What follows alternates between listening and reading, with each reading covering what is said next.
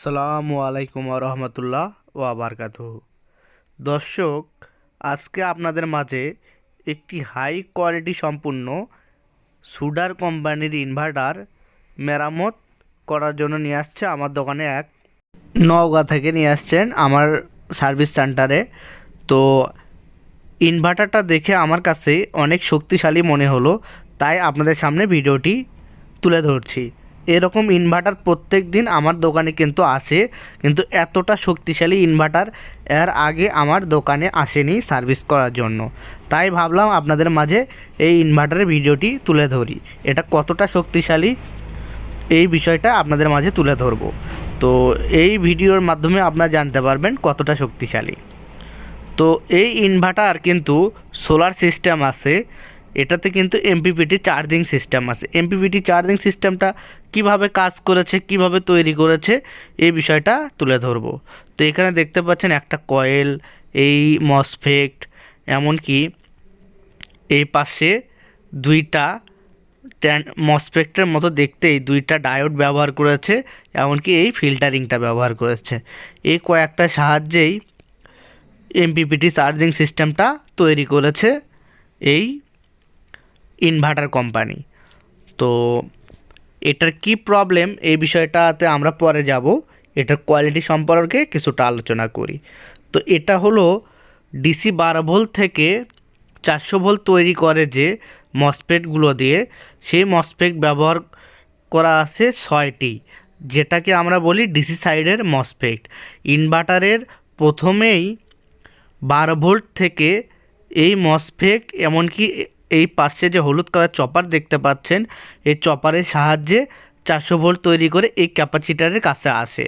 প্রথমে এই ইনভার্টার থেকে 400 ভোল্ট তৈরি হয়, তারপর এই সাইডের অংশ আপনাদের দেখাচ্ছি, এটাকে আমরা এসি সাইড বলি, আউটপুট এসি সাইড। এই সাইডের কাজ, চপার যে 400 ভোল্ট তৈরি করলো, এই 400 ভোল্টকে পিওর 220 ভোল্ট তৈরি করা, এমনকি 50 হার্টজ করা। 50 হার্টজ যদি না হয় সেক্ষেত্রে কিন্তু ফ্যান চলবে না। তো এই ক্যাপাসিটার থেকে আমরা আউটপুট যেটা পাবো সেটা পাবো 400 ভোল্ট।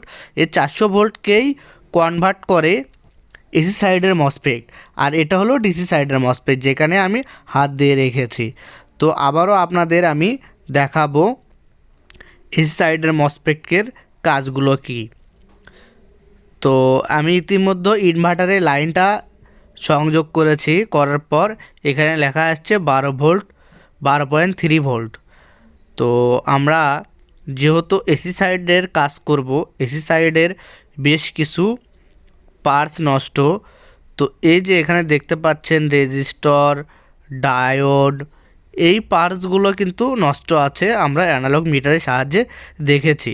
তো এই ভিডিওতে সম্পূর্ণ দেখানো সম্ভব না, তো আপনাদের থিওরি দিচ্ছি। এই যে জেনারেল ডায়োড, এগুলো নষ্ট ছিল, তো এগুলো আমরা চেঞ্জ করে দিয়েছি। এখানে একটা ভ্যারিস্টর, এই যে নতুন একটা ভ্যারিস্টর, এখানে কিন্তু পুরনো ভ্যারিস্টর বাস্ট হয়ে আউট হয়ে গেছে, তো আমরা নতুন একটা ভ্যারিস্টর লাগাবো। আর এখানে যেটা আইসি দেখাচ্ছি এটা প্রোগ্রাম আইসি, এই প্রোগ্রাম আইসি নষ্ট হলে ঠিক হওয়া সম্ভব না।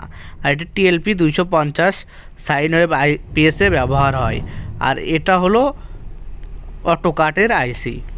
তো এই বিষয়, তো আমার মূলত এসি সাইডের কাজ করা সম্পূর্ণ হয়ে গেছে আপনাদের ভিডিওতে দেখানোর আগেই।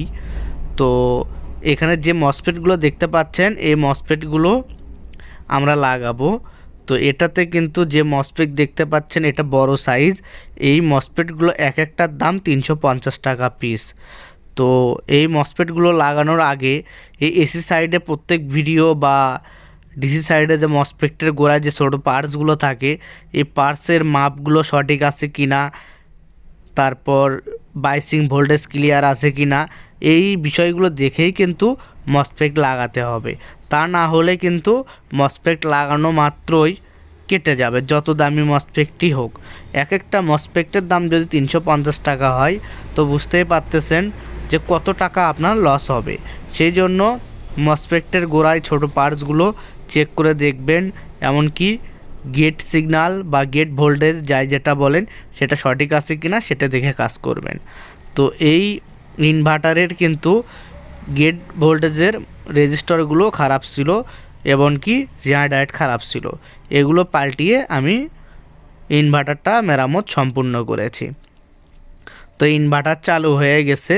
তো আমরা এখন একটি ফ্যান লাগিয়ে টেস্ট করতেছি যে 50 হার্জ ঠিক আছে কিনা। এখন আমি আবার আরেকটি 200 ওয়াট বাল্ব দিলাম। তো দেখুন 200 ওয়াট বাল্বটা কতটা স্ট্রংভাবে জ্বলে উঠেছে। তো এই ছিল আজকের ভিডিও। পরবর্তী ভিডিও ইনভার্টার মেরামত দেখতে অবশ্যই